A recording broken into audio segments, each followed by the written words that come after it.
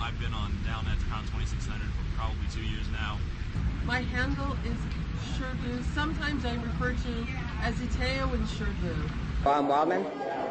Allergy. I'm Cybergasm. The Clone. I'm in a group called Riders of the Short Bus rock ship, popular for the bind and not the exploits of about 98 and 99. The type of thing I am is called an old school hacker. This means, among other things, that I think it's cool to go in, go back out, and leave no evidence. If somebody can tell you were there, you didn't do it right. Absolutely didn't do it right.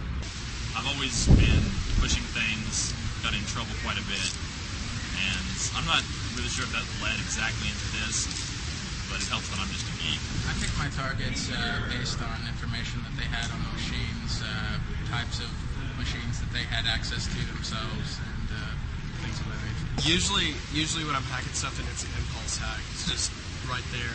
But every now and then I'll get a system that'll target for like a month and premeditate and look at. It takes me a while to secure.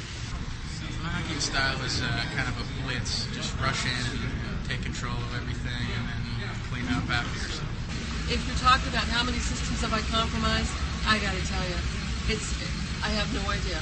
I can tell you the first one I compromised was a cyber. That's 100 billion years ago, because I discovered that if you could map the user space onto the system space so that they both started at 0, you would then gain the same power as the equivalent account to root. Probably that changed my life. In my opinion, the most prized target is any kind of distribution site that has programs or source that people will be installing on their boxes. Operating system distributions, things like that. It really depends on your methods. If you see an exploit on BugTrack, you scan, you can get 100 boxes of them not just by scanning. I've probably hacked hundreds of thousands of computers and machines all across the world. The number of compromised boxes that we could have had, probably 10 to 20 times the ones that we've actually done, easily. If you make something too user-friendly, too easy to set up, you get the user used to not being careful. And it becomes vulnerable simply because the person that's setting it up doesn't need the skill that a person setting up a server should have. It's all about not setting these systems in defaults And keeping up with the security exploits. Exactly. I think the biggest security hole, as for with computers and telecom, is defaults And just human sloppiness and laziness. Yeah, and I think that one of the biggest security holes is the fact that people can be social engineered so easily. Yeah. People can be tricked so easily. Well, Mitnick showed that. Oh, absolutely. I mean, his best hacking was over the phone, social engineering and tricking people into doing what he wanted. People don't patch, and you can depend on them. You can count on them to forget a machine. If you've got a network full of machines, you know there's one machine they forgot. You can always get in. There's always a machine sitting in a closet somewhere that people aren't thinking about it anymore. It's still sitting on the network, vulnerable, even though everybody's taking care of all the other machines, because they're not thinking about that anymore. It's slow, no one uses it, who cares? The way things are going now, I think that getting caught is a pretty difficult thing now. There's a lot of kids out there, and there's a lot of problems for the law enforcement agencies to follow up on, and I feel the odds are greatly in my favor. Every box I've ever rooted, they've never known about it. I've fixed the hole when I eventually let go of the box. No one's ever known about it. I really think that 802.11 and that whole thing is about to blow up. As I'm sure you'll hear a lot about here at DEF CON. It's really crazy and it's really wide open. I'm sure that there's going to be a whole new generation of security products. Intrusion detection systems are getting more and more sophisticated, more and more AI in the background.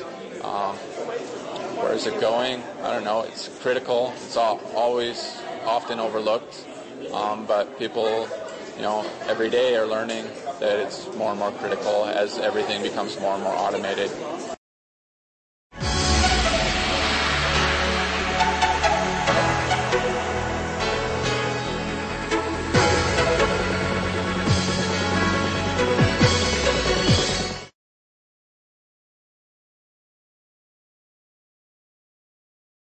Yeah, I guess I'm counterculture. On average, I'm in my first corporate network in 10 minutes.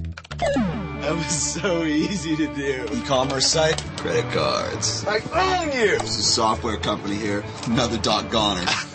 Dude, watch, this is where capitalism meets my delete key. Do all those with lame internet security? I salute you. Because there's a different threat every day, you need more than firewalls and antivirus. You need internet security systems. This is my masterpiece. It's a worm. Blows right through your firewall. It's like a crazy cocktail, a hybrid. Gets in through web, email, chat, antivirus. Nah, I can't keep up. Can't get in one way, get in 5 others. It's like a symphony that will change the world. No one will know it's me. In a world where there's a different threat every day, you need a different kind of security. Internet security systems. So you want to let me go? Fine. Okay, fine. Now let's let go some things of yours. How about accounts receivable for the past 2 years? Let go. Payroll, let go. My below average employment history. Terminated! Terminated. Because there's a different threat every day, you need more than firewalls and antivirus. You need internet security systems.